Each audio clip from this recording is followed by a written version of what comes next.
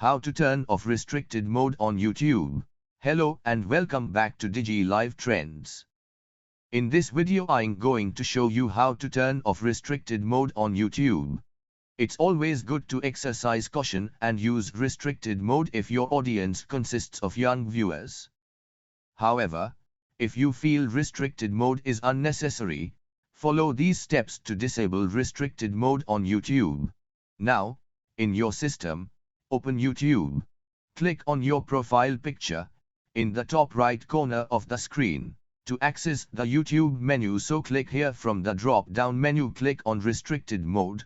Currently it's on, so click on it. Now, toggle the switch to off position, so click on it. So if we again click on profile picture, you can see restricted mode is now off. So that's it, you have successfully turned off restricted mode on YouTube. So guys, if you enjoyed this video, please hit like and subscribe to our channel. Thank you for watching. See you soon in the next one. Take care. Bye bye.